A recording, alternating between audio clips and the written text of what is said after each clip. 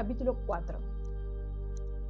Prefiero la noble conducta de Emerson cuando tras varios desengaños exclama: anhelo la verdad. Quien realmente es capaz de hablar así siente en su corazón el gozo del verdadero heroísmo. Tyndall. Para que un testimonio sea suficiente se requieren las siguientes condiciones. Primero, gran número de testigos muy perspicaces que convengan en haber visto bien lo que han visto. Segundo, que los testigos estén sanos de cuerpo y mente. Tercero, que sean imparciales y desinteresados. Cuarto, que haya entre ellos asentimiento unánime. Quinto, que realmente atestiguen el hecho. Voltaire, Diccionario Filosófico.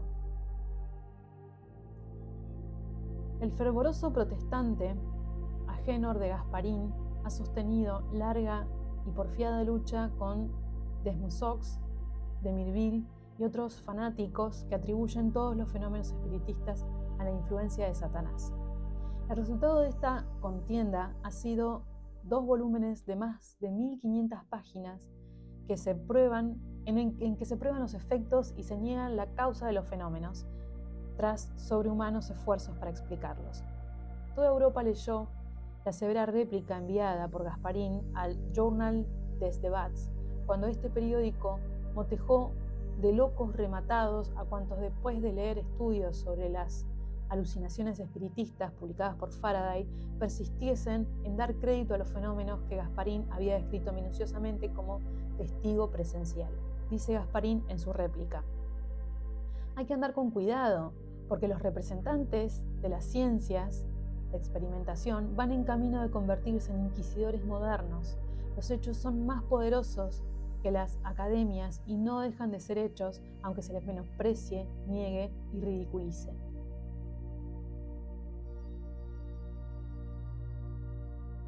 Fenómenos psíquicos. Además, en la misma obra da Gasparín la siguiente descripción de los fenómenos por él observados en compañía del profesor Turi. Dice así: vimos con frecuencia que los pies de la mesa quedaban fuertemente pegados al suelo sin que bastaran a levantarla los esfuerzos aunados de todos los circunstantes. En otras ocasiones presenciamos un fenómeno de vigorosa y perfectamente definida levitación, así como hemos oído golpes, unas veces tan violentos que amenazaban de romper la mesa en pedazos y otras tan tenues que era preciso escuchar con cuidado para percibirlos. Respecto a las levitaciones sin contacto, hubo medio de obtenerlas fácilmente con buen éxito, y no era en casos aislados, sino unas 30 veces. En cierta ocasión la mesa continuó volteando y levantando los pies a pesar de haberse sentado encima un hombre que pesaba 87 kilogramos. Otra vez la mesa quedó inmóvil sin que nadie la pudiera menear. No obstante, el poco peso de la persona, que apenas llevaba 16 kilogramos. Un día volteó al revés con los pies al aire sin que nadie la tocara. A este propósito dice de Mirville: ciertamente que un hombre que repetidas veces ha presenciado el fenómeno no puede aceptar el sutil análisis del físico inglés. Desde el año 1850, Desmussox y de Mirville, católicos a macha martillo, han publicado muchas obras de títulos muy a propósito para llamar la atención pública, que revelan la no disimulada alarma de sus autores, pues si los fenómenos no hubiesen sido auténticos, no se tomara de seguro la Iglesia romana la pena de combatirlos. La opinión pública, escépticos aparte, se dividió en la manera de apreciar los fenómenos. El solo hecho de que la teología temiese mucho más a las posibles revelaciones obtenidas por medio de este misterioso agente que a cuantos conflictos pudieran suscitar las negaciones de la ciencia, debiera haber abierto los ojos a los más escépticos. La Iglesia romana no ha sido nunca crédula ni cobarde, como de sobras lo prueba el maquiavelismo peculiar de su política. Además, nunca le han preocupado los prestidigitadores, porque sabe hasta dónde pueden llegar sus artimañas, y así deja dormir tranquilos a Roberto Houdin, Comte, Hamilton y Bosco, mientras que persigue a los filósofos herméticos, a los místicos, a Paracelso, Cagliostro, Mesmer y se deshace de los médiums para entorpecer manifestaciones que consideran peligrosas. Los incapaces de creer en Satanás y en los dogmas de la Iglesia deben recordar que el clero es lo suficientemente astuto para no comprometer su reputación ocupándose de manifestaciones fraudulentas. Pero uno de los más valiosos testimonios de la realidad de los fenómenos psíquicos es el del famoso prestidigitador Roberto Houdin, quien, nombrado perito por la Academia de Ciencias para informar sobre las maravillosas facultades clarividentes que, entremezcladas de ocasionales equivocaciones, demostraban los movimientos de la mesa, dijo: "Los prestidigitadores no nos equivocamos nunca y hasta ahora no ha fallado mi segunda vista". El distinguido astrónomo Babinet no tuvo mejor fortuna al elegir al célebre ventrílocuo Comte como perito para informar sobre un caso de voces y golpes, pues se echó a reír delante del mismo Babinet por haber presupuesto que el fenómeno tenía por causa el ventriloquismo inconsciente, hipótesis dignamente gemela de la cerebración inconsciente que, por lo evidentemente absurda, sonrojó a los académicos más escépticos. A este propósito, dice Gasparín: nadie niega la suma importancia y magnitud del problema de lo sobrenatural, según se planteó en la Edad Media y está planteado hoy día. Todo en él es profundamente serio: el mal, el remedio, la recrudescencia de la superstición y el fenómeno físico que ha de extirparla.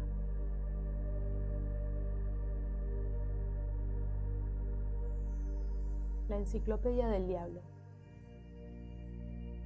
Más adelante expone su definición sobre la materia, convencido por las manifestaciones presenciadas, según él mismo afirma. Dice así: son ya tan numerosos los hechos sacados a la luz de la verdad que de hoy en más se ha de dilatar el campo de las ciencias naturales o se extenderá el de lo sobrenatural más allá de todo límite. De las muchas obras escritas por los autores católicos y protestantes en contra del espiritismo, ningunas causaron tan tremendo efecto como las de Melville y Desmussox, que constituyen una verdadera enciclopedia bibliográfica del diablo y sus retoños para íntima delectación de los buenos católicos desde los tiempos medievales. Según estos dos autores, el espíritu maligno, embustero y asesino desde un príncipe es el instigador de los fenómenos desde un principio. El espíritu maligno, embustero y asesino desde un principio es el instigador de los fenómenos espiritistas, que después de haber presidido durante miles de años la teurgia pagana, ha reaparecido en nuestro siglo a favor del incremento de las herejías, de la incredulidad y del ateísmo. La Academia Francesa lanzó al oír esto un grito de indignación y Gasparín lo tuvo por insulto personal diciendo: esto es una declaración de guerra, un llamamiento a las armas. La obra de Melville es un verdadero manifiesto. Me hubiera alegrado de ver en ella la expresión estricta de personales opiniones, pero es imposible porque el éxito de la obra, las explícitas adhesiones recibidas por el autor, las reproducciones de su tesis en los periódicos católicos, la solidaridad de los ultramontanos en esta materia, todo contribuye a dar a la obra el carácter de un acto, de una labor colectiva. Por consiguiente, me considero en el deber de recoger el guante e izar la bandera del protestantismo contra el estandarte ultramontano. Como era de esperar, los médicos, asumiendo el papel de los coros griegos, asentían a cuantas reconvenciones se lanzaban contra los dos escritores de monólogos. La revista Anales Médico-Psicológicos, dirigida por Bier de Bismont y Cerice, publicó un artículo en el que se leía el siguiente párrafo: dejando aparte las luchas políticas, jamás se había atrevido un escritor en nuestro país a tan agresivas acometividades contra el sentido común. Entre ruidosas carcajadas por una parte y encogimiento de otros por otras, el autor se presenta resueltamente ante los miembros de la Academia para entregarles lo que modestamente titula Memorias sobre el Diablo. No cabe duda de que esta memoria es un punzante insulto a los académicos, ya acostumbrados desde 1850 a excesivas humillaciones. Peregrina idea fue llamar la atención de los inmortales sobre las travesuras del diablo. Juraron vengarse unánimemente, forjando una hipótesis que aventajase en lo absurda a la misma demonología de D'Iberville. Dos médicos famosos, Roger y Horvath de Lamballe, presentaron al instituto un alemán cuyas habilidades daban la clave de los fenómenos psíquicos. A este propósito dice Mirville: nos sonroja decir que todo el fraude consistía en la dislocación de uno de los tendones de la pierna, según se demostró en el Instituto de Francia, en pleno, cuyos miembros agradecieron tan interesante comunicación, y pocos días después un catedrático de la Facultad de Medicina daba públicas seguridades de que, puesto que los académicos habían expuesto su opinión, ya estaba descubierto el misterio. Pero estas científicas explicaciones no entorpecían el curso de los fenómenos psíquicos ni embarazaban la pluma de los escritores católicos en la exposición de sus ortodoxas teorías demonológicas. Desmusox dijo que la Iglesia nada tenía que ver con sus libros y al propio tiempo presentaba a la Academia un trabajo del que entresacamos el siguiente párrafo. El diablo es la principal columna de la fe. Su historia está íntimamente relacionada con la de la Iglesia y seguramente no hubiese caído el hombre sin las sugestivas palabras que pronunció por boca de su medianera la serpiente. De modo que a no ser por el diablo, el Salvador, el Redentor, el crucificado, hubiese sido un ente ridículo y la cruz un agravio al sentido común. La ciencia contra la teología. Conviene advertir que este autor es eco fiel de la Iglesia, que igualmente anatematiza a quien niega la existencia de Dios que la del diablo. Pero el marqués de Mirville lleva más allá las relaciones entre Dios y el diablo, considerándolas como una sociedad mercantil con que Dios accede resignadamente a cuanto el diablo le propone, con miras de exclusivo provecho. Así parece inferirse del siguiente pasaje. Al sobrevenir la irrupción espiritista en 1853, con tanta indiferencia mirada, nos atrevemos a decir que era síntoma amenazador de una catástrofe. Bien es verdad que el mundo está en paz, pero no todos los desastres tienen los mismos antecedentes y presentimos el cumplimiento de la ley expresada por Goerrer al decir que estas misteriosas apariciones han precedido invariablemente a los castigos de Dios.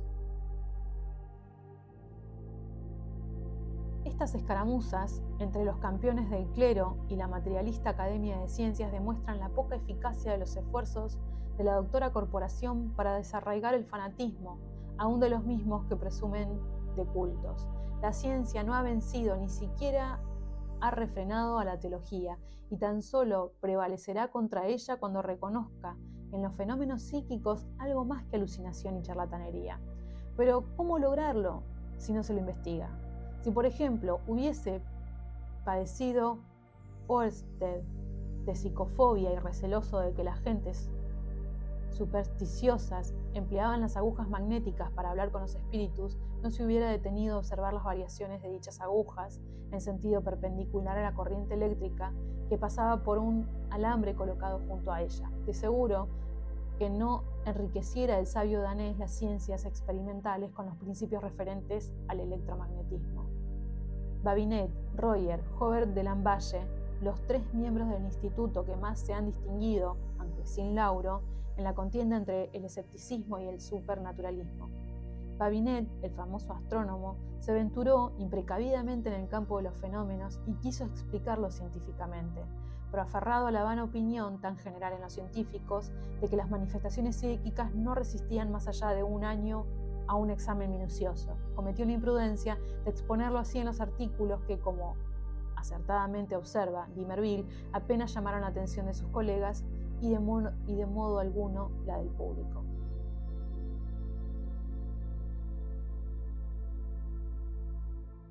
El ventriloquismo de Babinet.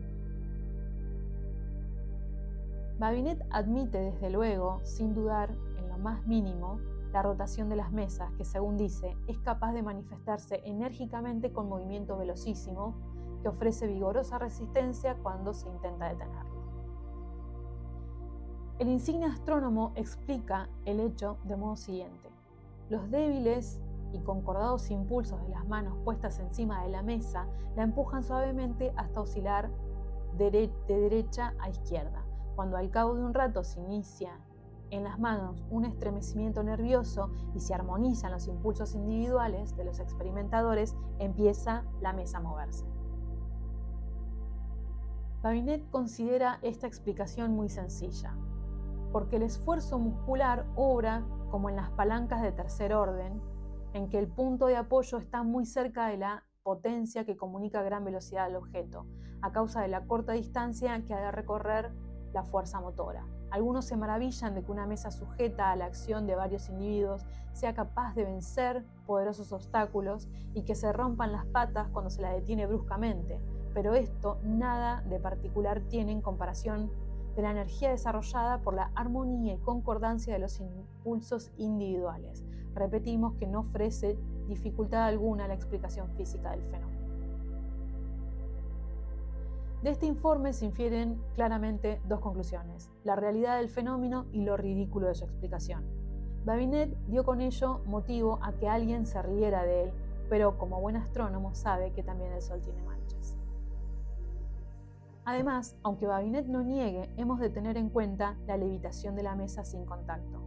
De Mirville dice que tal levitación es sencillamente imposible, tan imposible como el movimiento continuo.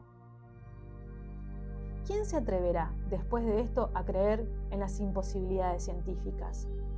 Pero las mesas no se contentan con oscilar, bailar y voltear, sino que también resuenan con golpes, a veces tan fuertes como pistoletazos. Sin embargo, la explicación científica no llega más que a suponer ventrílocuos a los testigos y a los investigadores. Babinet publicó a este propósito en la revista de Ambos Mundos un soliloquio dialogado a manera de En-Sof de los cabalistas. Dice así: ¿qué podemos inferir en definitiva de los fenómenos sometidos a nuestra observación? ¿Se producen tales golpes? Sí. ¿Responden a preguntas? Sí. ¿Quién produce estos golpes? Los médiums. ¿Cómo?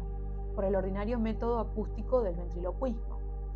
Pero ¿no podrían proceder estos golpes del crujido de los dedos de manos y pies? No, porque entonces procederían siempre del mismo punto y no sucede así. A este propósito dice Mirville: ahora bien, ¿qué pensar de los norteamericanos y de sus millares de mediums, que producen los mismos golpes ante millares de testigos? De seguro que Babinet lo achará de ventriloquismo, pero ¿cómo explicar semejante imposibilidad? Oigamos a Babinet, para quien es la cosa más fácil del mundo. La primera manifestación observada en los Estados Unidos se debió, en resumen, a un muchacho callejero que golpeó la puerta de un vecino, atraído tal vez por una bala de plomo pendiente en un hilo. Y si el señor Wickman, el primer creyente de América, al notar por tercera vez los golpes, no oyó risas en la calle, fue por la esencial diferencia entre un francés medio árabe y un inglés aquejado, de lo que llamamos alegría fúnebre.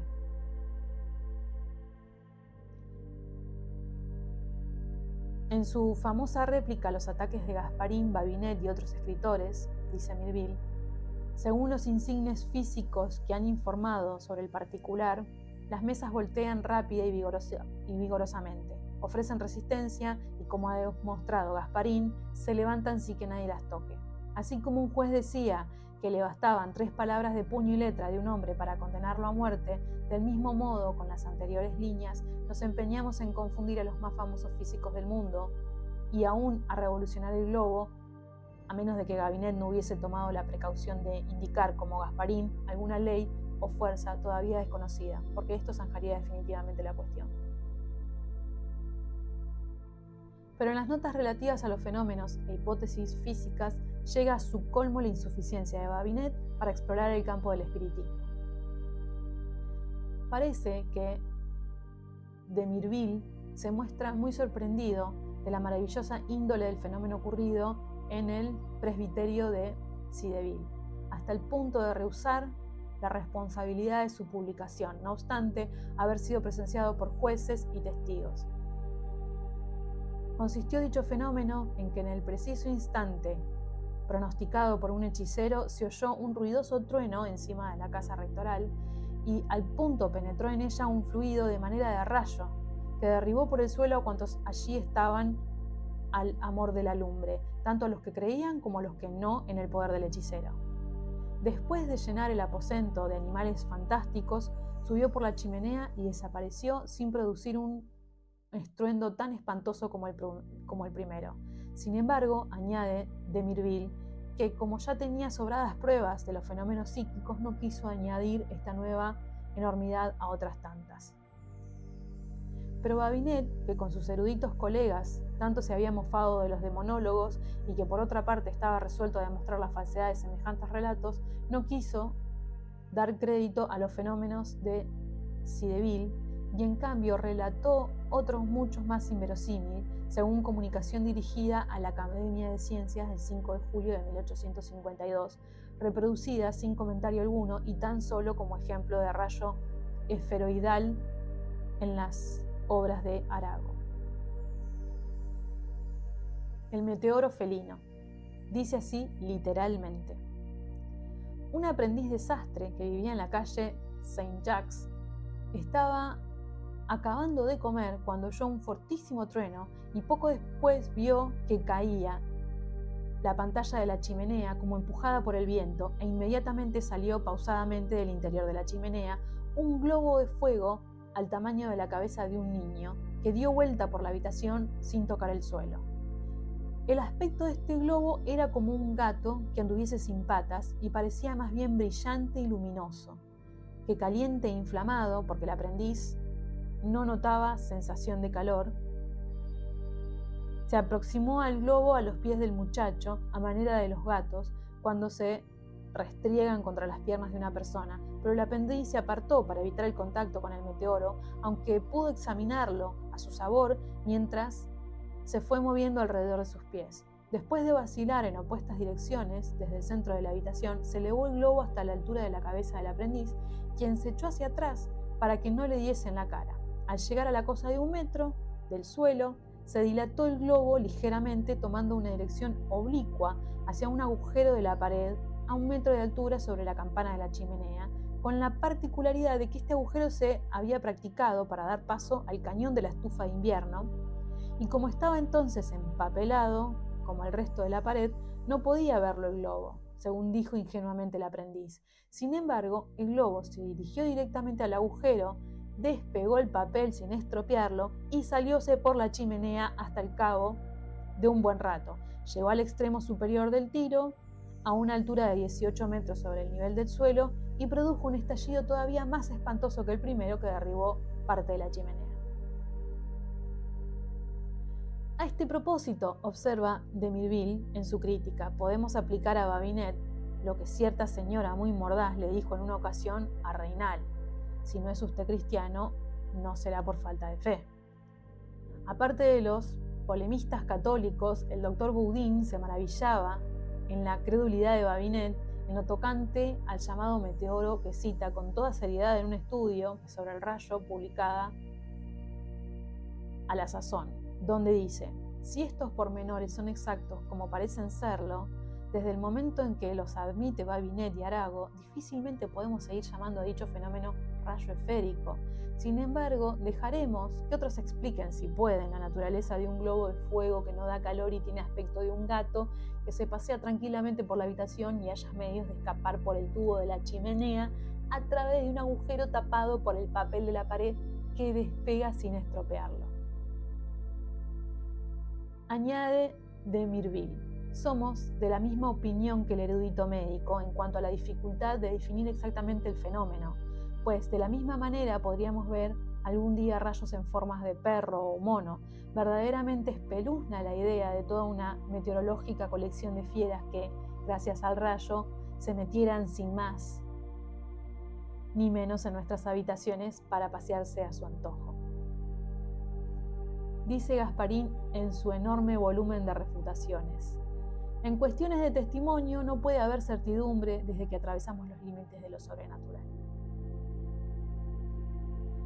Como quiera que no están suficientemente determinados estos límites, ¿cuál de ambos antagonistas reúne mejores condiciones para emprender tan difícil tarea?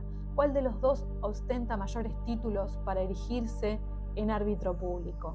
¿No será acaso el bando de la llamada superstición que cuenta con el apoyo de miles de testigos que durante 2 años presenciaron los prodigiosos fenómenos de Cideville? ¿Daremos crédito a este múltiple testimonio o asentiremos a lo que dice la ciencia representada por Babinet, quien, el único testimonio del aprendiz desastre, admite el rayo esférico o meteoro felino y lo considera como uno de tantos fenómenos naturales?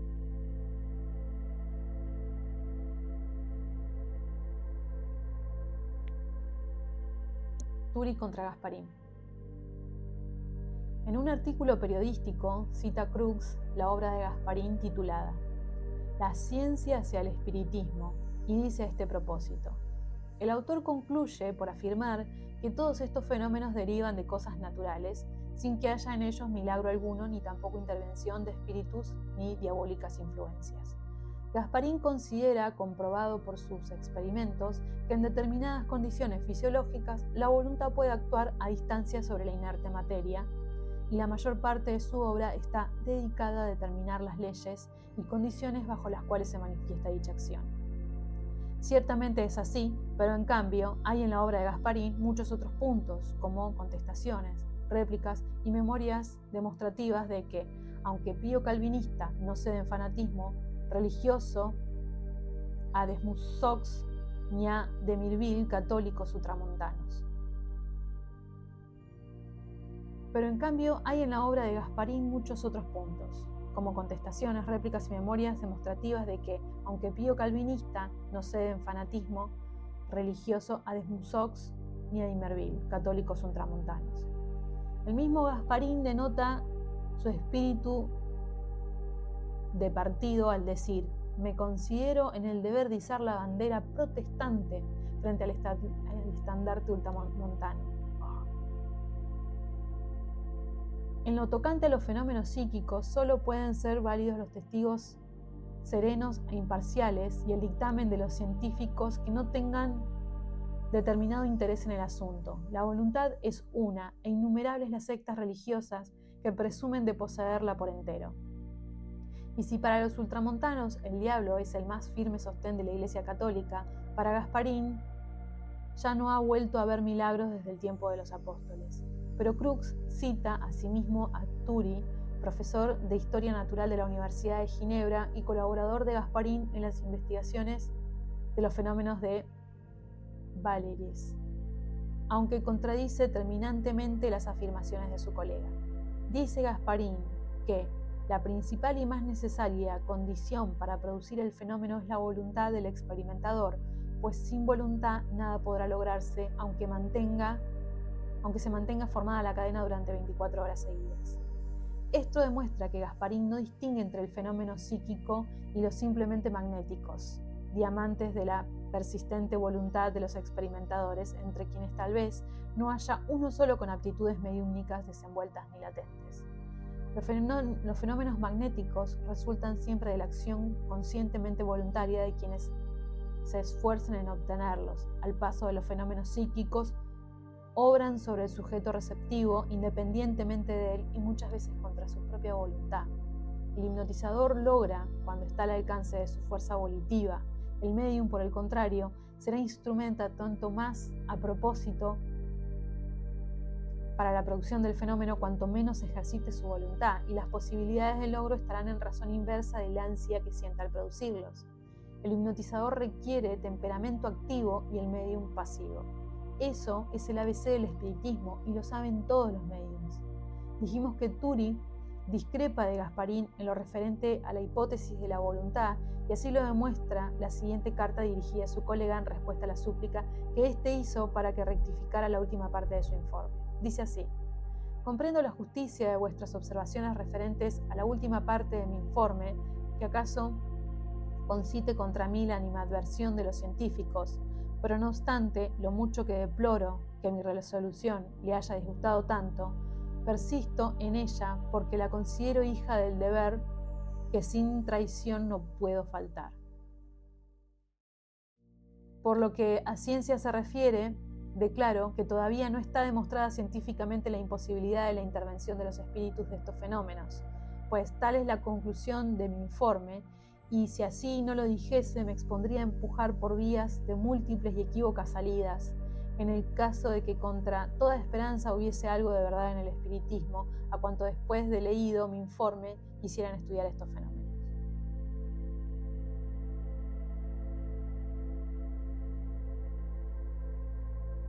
Contradicciones de Gasparín.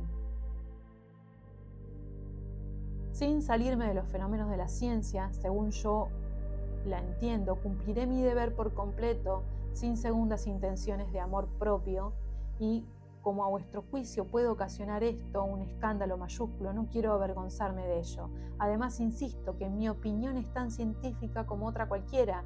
Aunque quisiera demostrar la hipótesis de la intervención de espíritus desencarnados, no podría hacerlo por insuficiencia de los fenómenos observados. Pero estoy en situación de resistir victoriosamente todas las objeciones. Quieran o no, han de aprender los científicos, por experiencia propia y por sus propios errores, a suspender su juicio en cosas que no hayan examinado suficientemente. Conviene que no se pierda la lección que les disteis sobre ese particular. Ginebra, 21 de diciembre de 1854. Analicemos esta carta para saber si descubrimos no precisamente lo que el autor opina, sino lo que opina acerca de la nueva fuerza. Por lo menos es indudable que el distinguido físico y naturalista demuestra científicamente la realidad de algunas manifestaciones psíquicas, pero de acuerdo con Crookes no las atribuye a los espíritus de los difuntos, pues no ve demostración en esta hipótesis ni tampoco cree en los diablos del catolicismo. Pena nos causa decir que Gasparín cae en muchas contradicciones y absurdo, pues mientras por una parte vitupera acerbamente a los adictos de Faraday, por otra atribuye a causas naturales fenómenos que llama mágicos. Dice a este propósito: si no hubiéramos de tener en cuenta otros fenómenos que los explicados por el ilustre físico, cerraríamos los labios, pero nosotros hemos ido aún más allá. ¿Y de qué han de servirnos estos aparatos que todos lo explican por la presión inconsciente? Sin embargo, la mesa resiste la presión y al impulso, y a pesar de que nadie la toca, sigue el movimiento de los dedos que hacia ella señalan. Se levanta sin contacto alguno y gira de arriba a abajo. Pasa después Gasparín a explicar los fenómenos por su cuenta y dice: la gente los atribuirán a milagro y no faltará quien les crea obra de magia. Cada nueva ley les parece un prodigio, pero yo me he encargado de calmar los ánimos, porque en presencia de semejantes fenómenos no hemos de transponer los límites de las leyes naturales. Por nuestra parte, no lo hemos traspuesto, pero ¿están seguros los científicos de poseer la clave de estas leyes? Gasparín presume poseerla, como vamos a ver. Dice así: no me arriesgo a dar explicación alguna porque no es asunto de mi incumbencia. Mi propósito no va más allá de atestiguar los hechos y sostener una verdad que la ciencia intenta sofocar. Sin embargo, no puedo resistir a la tentación de manifestar a quienes nos confunden con los iluminados o con los brujos que las manifestaciones en cuestión pueden explicarse de acuerdo con los principios generales de la ciencia. En efecto, si suponemos que los experimentadores, y más particularmente de alguno de ellos, emana un fluido cuya dirección esté determinado por la voluntad del individuo, no será difícil comprender cómo gira o se levanta la mesa por la acción del fluido acumulado sobre ella. Supongamos también que el vidrio es mal conductor de dicho fluido y tendremos explicado el por qué un vaso puesto en medio de la mesa interrumpe la rotación, mientras que si lo ponemos a un lado se acumula todo el fluido en el opuesto, que por esta razón se levanta en alto. Aparte de algunos pormenores no desdeñables, podríamos aceptar esta explicación si todos los circunstantes fuesen hábiles hipnotizadores y muchos también pudiéramos admitir respecto de la intervención de la voluntad, de acuerdo con el erudito ministro de Luis Felipe. Pero, ¿qué decir de la inteligencia denotada por la mesa en sus respuestas? Con seguridad que estas respuestas no podían ser colectiva reflejo cerebral de los circunstantes, según opina Gasparín, porque la idea de ellos discrepan no poco de la en extremo liberal filosofía expuesta por la maravillosa mesa. Sobre esto nada dice Gasparín, como si a cualquier explicación recurriera con tal de no admitir la influencia de los espíritus, ni humanos, ni satánicos, ni elementales. Resulta, por lo tanto, que la simultánea concentración del pensamiento y la acumulación de fluidos no son más satisfactorias explicaciones que la fuerza psíquica de otros científicos. Preciso es buscar nuevas soluciones que de antemano calificamos de insuficientes, por numerosas que sean, hasta que la ciencia reconozca, por causa de los fenómenos psíquicos, una fuerza externa a las circunstantes y más inteligentes que todos ellos. La fuerza ecténica. El profesor Turi rechaza a un tiempo la hipótesis de los espíritus desencarnados, la de las influencias diabólicas y la de los teurgos y herméticos, sintetizada en la sexta de Crookes, y expone otra, a su entender más prudente, con desconfianza respecto de las demás, si bien admite hasta cierto punto la acción inconsciente de la voluntad. De acuerdo con Gasparín. A este propósito dice Turi: respecto a los fenómenos de levitación sin contacto y el empuje de la mesa de un sitio a otro por manos invisibles, no cabe demostrar a priori su imposibilidad y en consecuencia nadie tiene derecho a calificar de absurdas las pruebas efectuadas. Por lo que toca a la hipótesis de Gasparín, la juzga Turi muy severamente, según puede colegirse del siguiente pasaje de Mirville. Admite Turi que en los fenómenos de Valeris estaba la fuerza en el individuo, mientras que nosotros decimos que era un tiempo intrínseca y extrínseca, y que por regla general es precisa la acción de la voluntad. Después de todo, repite Turi que lo que ya había dicho en el prefacio de su obra, conviene saber, el balón de Gasparín nos presenta hechos escuetos de cuyas explicaciones no responde, tal vez por ser tan endebles que se desvanezcan de un soplo sin que apenas quede nada de ellas. Respecto a los hechos, no es posible de dudar delante de su autenticidad.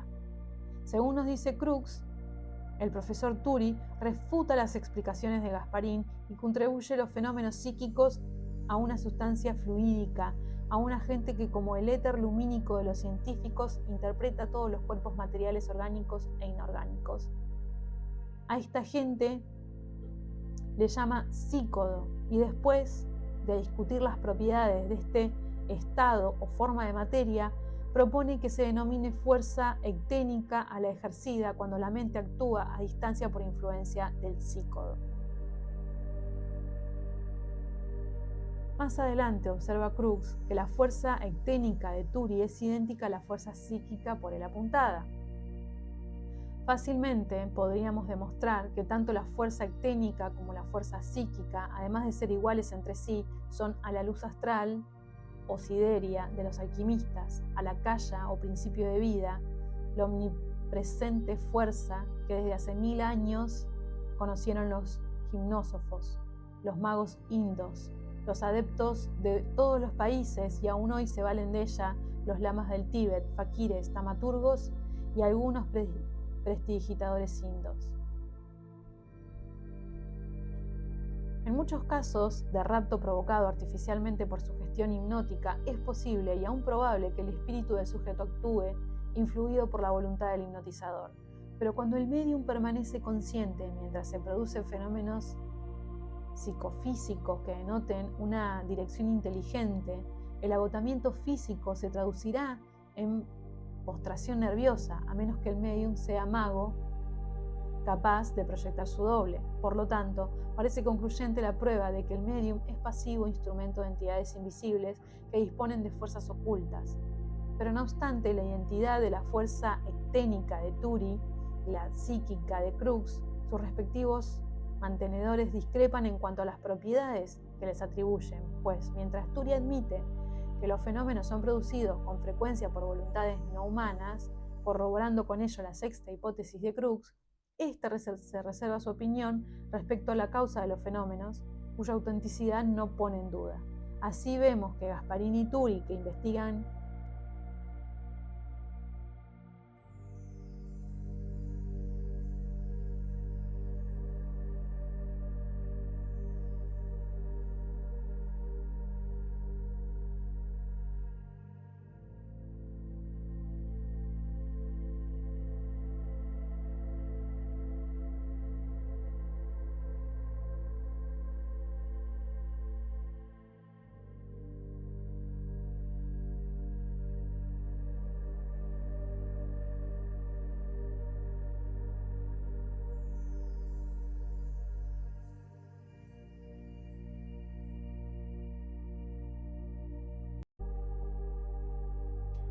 que investigaron los fenómenos psíquicos en 1854, Necrux, que se convenció de su realidad en 1874, les han dado explicación definitiva a pesar de sus conocimientos en ciencia, físico-químicas y de haber dedicado toda su atención a tan arduo problema. El resultado es que en 20 años ningún científico ha dado ni un paso en la solución del enigma que sigue tan inexpugnable como Castillo de Hadas.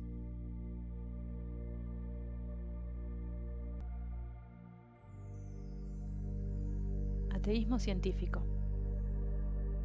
¿Sería impertinencia sospechar que los científicos modernos que se mueven en un círculo vicioso, agobiados sin duda por la pesadumbre del materialismo y las insuficiencias de las llamadas ciencias experimentales para demostrar tangiblemente la existencia del mundo espiritual, mucho más poblado que el invisible, no tienen otro remedio que arrastrarse por el interior del círculo vicioso, sin querer más bien que sin poder salir del hechizado recinto para explorar lo que fuera que de él existe?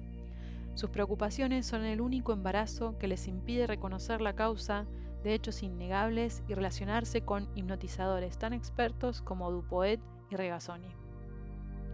Preguntaba Sócrates: ¿qué engendra la muerte? La vida, le respondieron. ¿Puede el alma, puesto que es inmortal, dejar de ser imperecedera? El profesor Lecomte dice: la semilla no puede germinar sin que en parte consuma. Y San Pablo exclama: para que la simiente se avive es preciso que muera. Se abre la flor y se marchita y muere, pero deja tras sí el aroma que perdura en el ambiente cuando ya sus pétalos están hechos polvo. Nuestros sentidos corporales no lo advierten y sin embargo existe.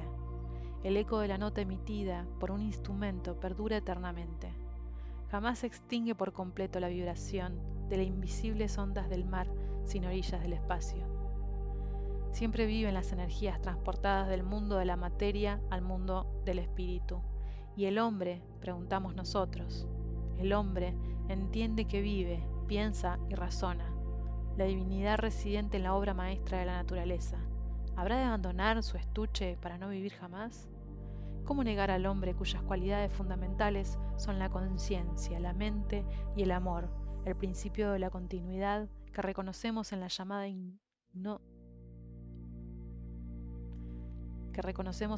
ignorancia materia del flotante átomo?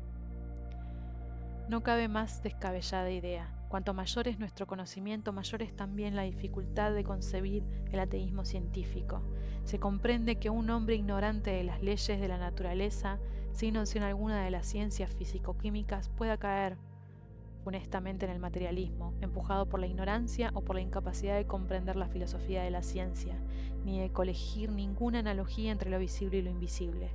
Un metafísico por naturaleza, un soñador ignorante, puede despertar bruscamente y atribuir a ilusión y ensueño todo cuanto imaginaron sin pruebas tangibles.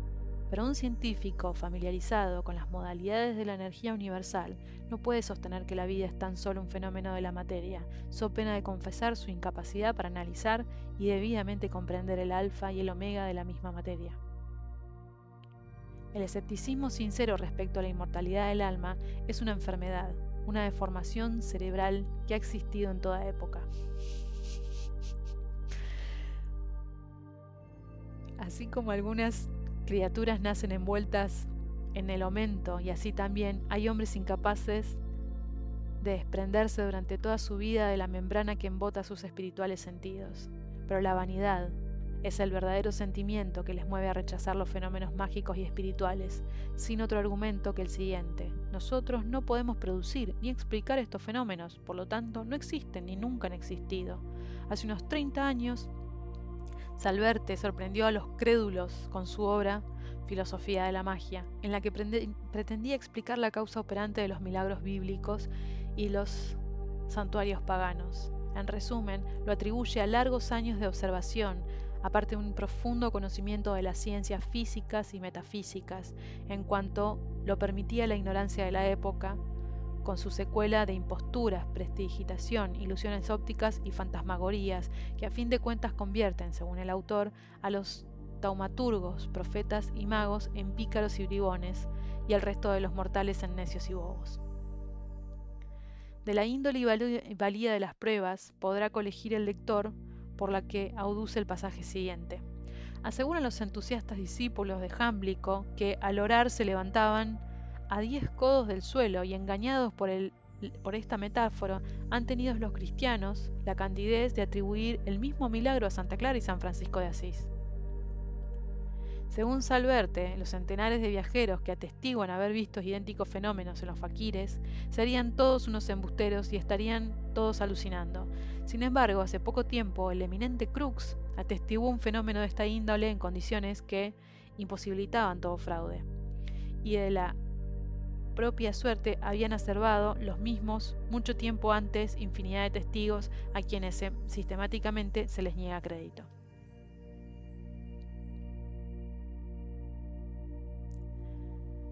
Confusiones de los científicos. Paz a tus científicas cenizas, oh crédulo Salverte. ¿Quién sabe si antes de concluir el presente siglo la sabiduría popular habrá inventado este nuevo proverbio, tan increíblemente crédulo como un científico?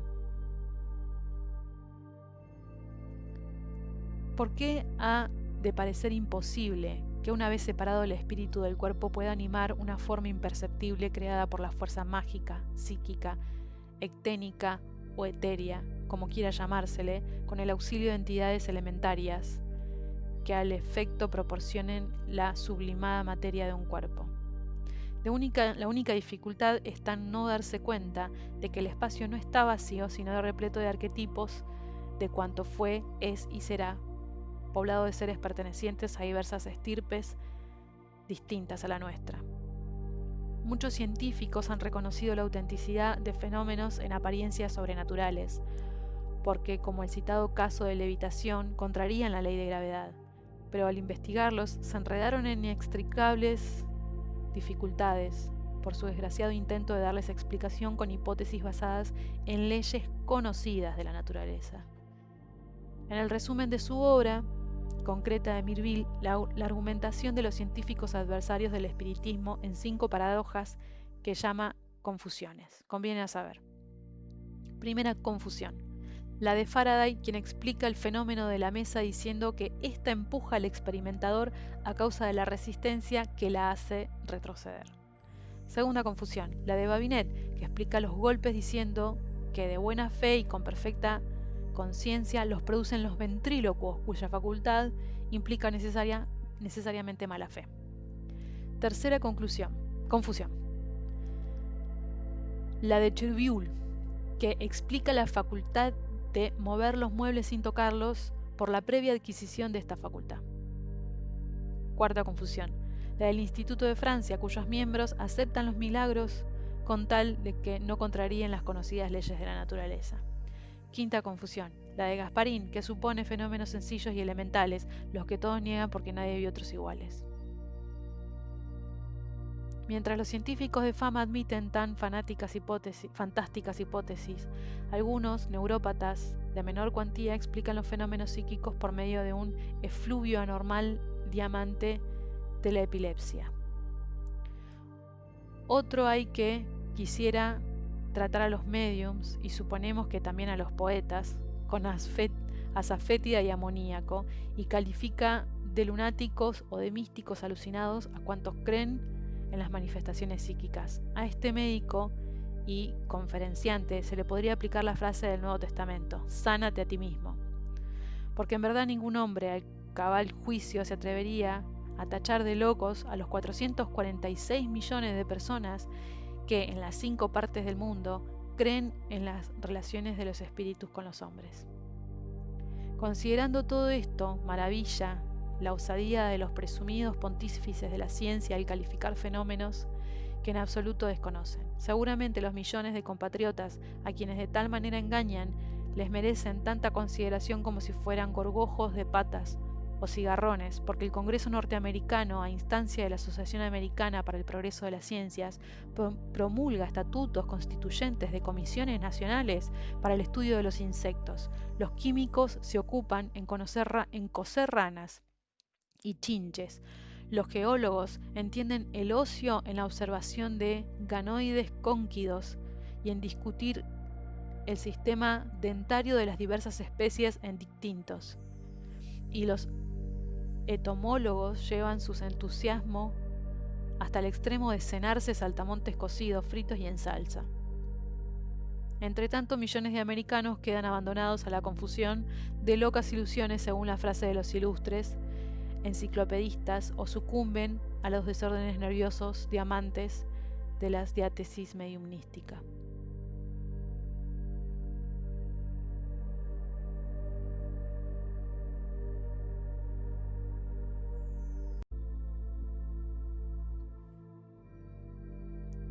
Los científicos rusos.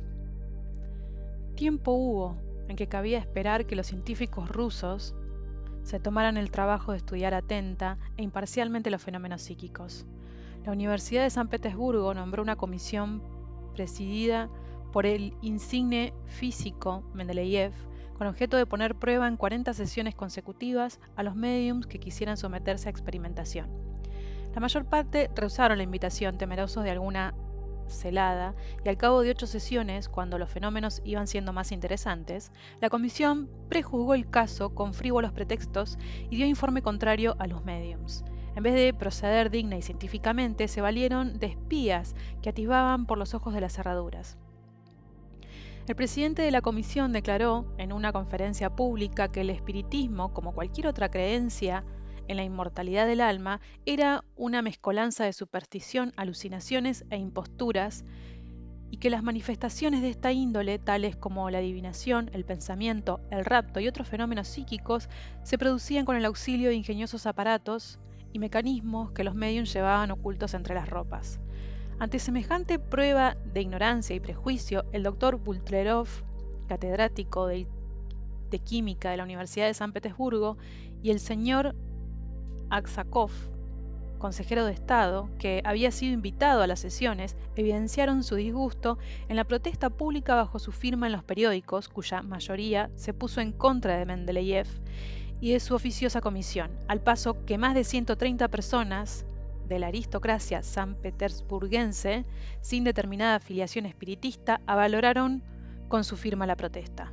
El resultado fue que la atención pública se convirtiera hacia el espiritismo, constituyéndose en todo el imperio numerosos círculos. La prensa liberal empezó a discutir el asunto y se nombró otra comisión encargada de proseguir las interrumpidas investigaciones. Pero tampoco es fácil que la nueva comisión cumpla con su deber, pues tiene oportunismo pretexto en el informe dado por el profesor Lancaster de Londres acerca del medium Slay, que contra las prejuiciosas y circunstanciales aseveraciones de Lancaster y de un amigo de este llamado Tonkin, opuso el testimonio de gran número de investigadores, entre los que se encontraban Wallace y Crookes. A este propósito, el London Spectator publicó un artículo del que extractamos los siguientes párrafos.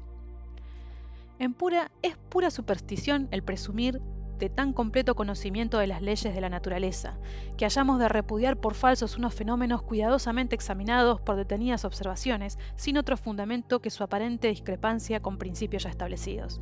Asegurar, como según parece asegura el profesor Lancaster, que por entre algunos casos haya habido fraude y credulidad entre los fenómenos, como también los hay en las enfermedades nerviosas, forzosamente haya de haberlos contra toda escrupulosidad de las investigaciones, equivale a cerrar las ramas del árbol del conocimiento en que arraigan las ciencias inductivas y demoler toda la fábrica del edificio científico.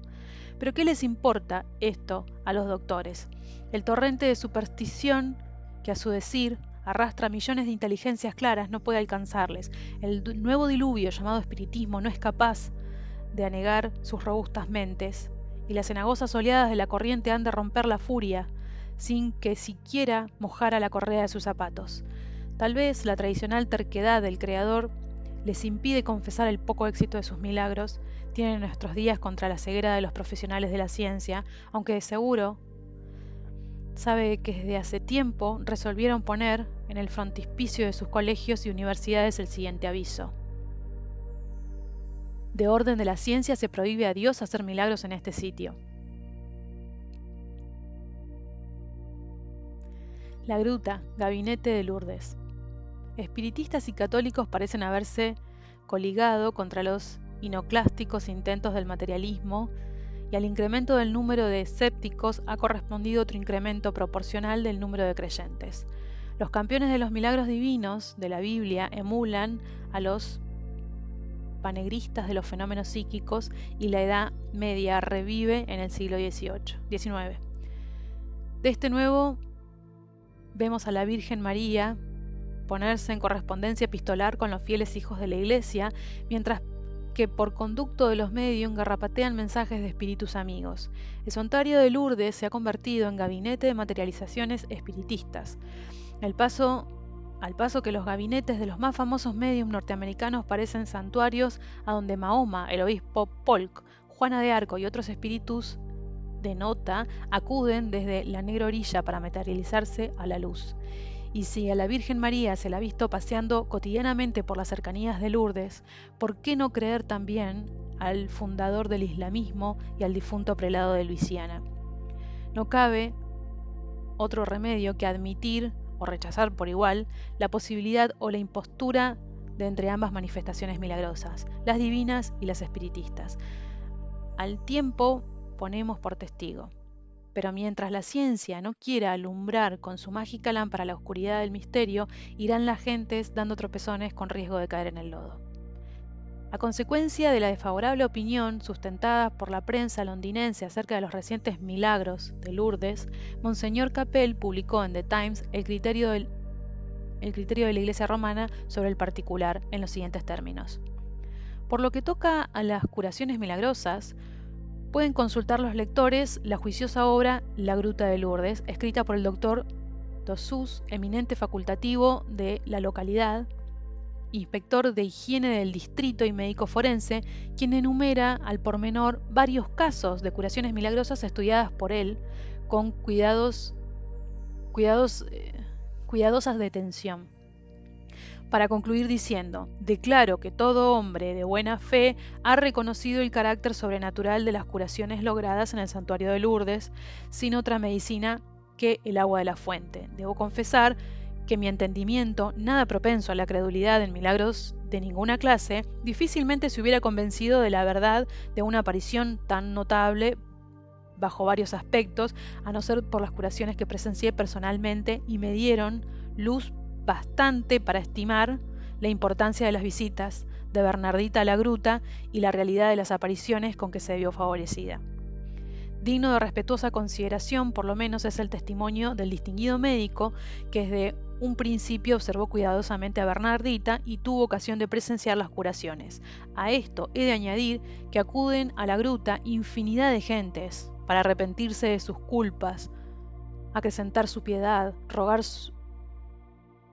por la regeneración de su patria y dar público testimonio de su fe en el Hijo de Dios y en su Inmaculada Madre. Muchos van a curarse de sus dolencias corporales y algunos vuelven curados según aseveran testigos oculares. El achacar falta de fe, como hace vuestro artículo, a los que después se van a tomar a las aguas de los Pirineos, es tan poco razonable como si tacháramos de incrédulos a los magistrados que ponen la negligencia en la prestación de auxilio médico. Quebrantos de salud me forzaron a pasar en Pau el invierno durante los años de 1860 y 1867 y con ello tuve coyunturas de investigar minuciosamente cuánto se relacionaba con las apariciones de Lourdes. Después de haber observado con todo detenimiento a Bernardita y de estudiar algunos de los milagros ocurridos, me he convencido de que sí, el testimonio humano es válido para comprobar la realidad de un hecho. Forzosamente se ha de admitir la autenticidad de las apariciones de Lourdes. Al fin y al cabo, no es dogma de fe este punto que cualquier católico puede aceptar o negar sin esperanza de elogio ni temor de censura. Huxley define la prueba. Si el lector se fija en las frases subrayadas, advertirá cómo al clero católico, a pesar de la infalibilidad pontificia y de su franquicia postal con el cielo, le satisface el testimonio humano para avalar los milagros divinos. Ahora bien, si atendemos a las conferencias dadas recientemente por Huxley en Nueva York acerca de la evolución, oiremos que dice: la mayor parte de nuestro conocimiento de los hechos pasados se basa en pruebas históricas del testimonio humano. Y en otra conferencia sobre biología añade: todo hombre que de corazón anhele la verdad no ha de temer sino desear la crítica serena y justa, pero es esencial que el crítico sepa de qué habla. Esto mismo debiera tener en cuenta su autor al tratar de asuntos psicológicos, pues si lo añadiese a sus antedichos conceptos, qué mejor pedestal sobre que alzarlo.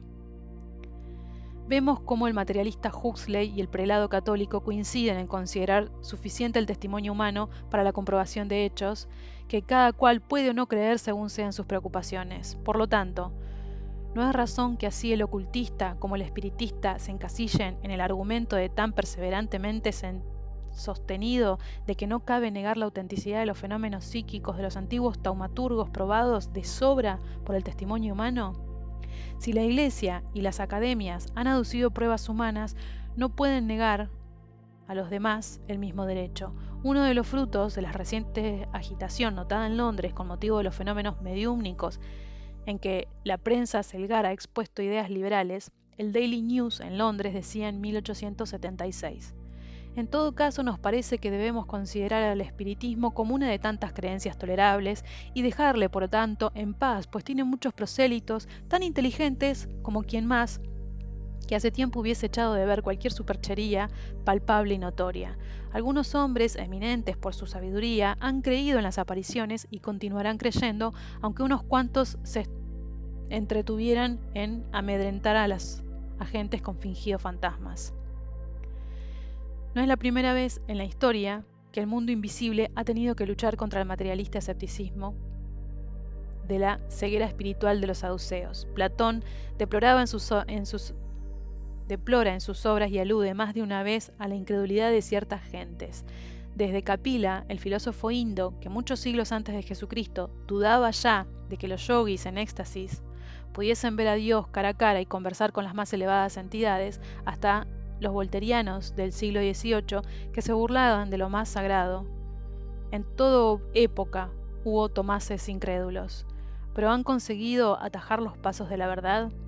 Tanto como los ignorantes e hipócritas jueces de Galileo lograron detener el movimiento de la Tierra, no hay teoría capaz de influir decisivamente en la estabilidad e inestabilidad de una creencia heredada de las razas primitivas, que si tenemos en cuenta el paralelismo entre las evoluciones espiritual y físico del hombre, recibieron la verdad de labios de sus antepasados, los dioses de sus padres, que estaban al otro lado de las aguas.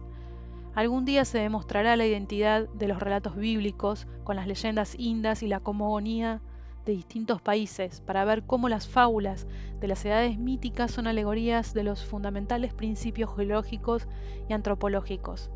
A estas fábulas, de tan ridícula expresión, habrá de recurrir la ciencia para encontrar los eslabones perdidos. Por otra parte, ¿qué detona las raras coincidencias observadas en la historia respectiva de pueblos tan distantes? ¿De dónde proviene la identidad de los conceptos primitivos que se advierten en las llamadas fábulas y leyendas, donde se encierra el meollo de los sucesos históricos, de una verdad profundamente encubierta bajo la capa de las poéticas ficciones populares, pero que no deja de ser verdad? Comparemos, por ejemplo, el Génesis con los Vedas en los pasajes siguientes. Y habiendo los hombres comenzado a multiplicarse sobre la tierra y engendrado hijas, viendo los hijos de Dios, las hijas de los hombres, que eran hermosas, tomáronse mujeres. Las escogieron entre todas, y había gigantes sobre la tierra en aquellos días. El primer Brahmán se queja de estar solo y sin mujer entre sus hermanos, a pesar de que el Eterno le aconseja que dedique sus días al estudio de la ciencia sagrada. El primer nacido insiste en la queja. Enojado por tamaña ingratitud, el Eterno da al Brahmán una mujer de la estirpe de los Daityas o gigantes, de quien todos los brahmanes descienden por generación materna. Así es que la casta sacerdotal desciende por una línea de las entidades superiores, los hijos de Dios, y por otra los Daintani, la hija de los gigantes de la tierra, los hombres primitivos. Ellas le dieron hijo a ellos y llegaron a ser hombres poderosos del tiempo viejo, varones de nombradía. La misma alegoría encierra el pasaje análogo de las cosmogonías del Edda escandinavo. Har, compañero de Jafar y Tredi, describe a Gangler la formación del primer hombre llamado Bur, padre de Bor, quien tomó por mujer a Belsa, hija del gigante Voltara, de la estirpe de los primitivos gigantes. El mismo fundamento tienen las fábulas griegas de los titanes y la leyenda mexicana de las 4 estirpes sucesivas de Popol Vuh.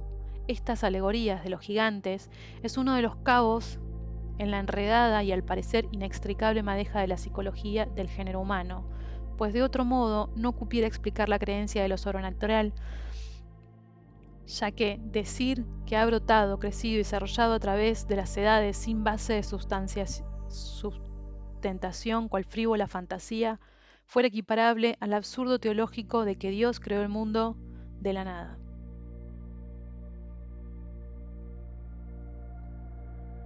Protesta de un periódico cristiano.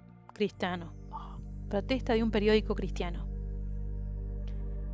Es demasiado tarde para negar la evidencia que se manifiesta con luz meridiana. Los periódicos, así religiosos como selgares, protestan ya unánimemente contra el dogmatismo y los estrechos prejuicios de la erudición apócrifa.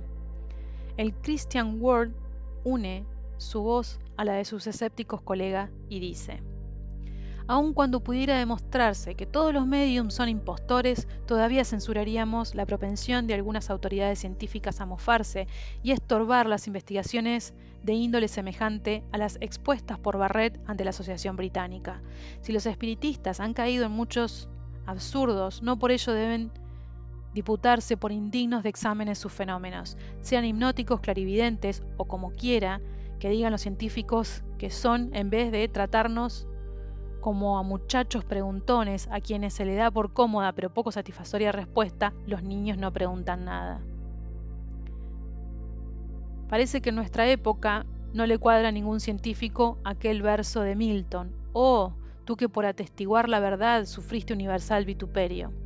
La decadencia presente trae a la memoria las palabras de aquel físico que después de escuchar la historia del tambor de Tedworth y de Anna Walker exclamó: «Si esto es cierto, estuve hasta ahora engañado y he de abrirme cuenta nueva».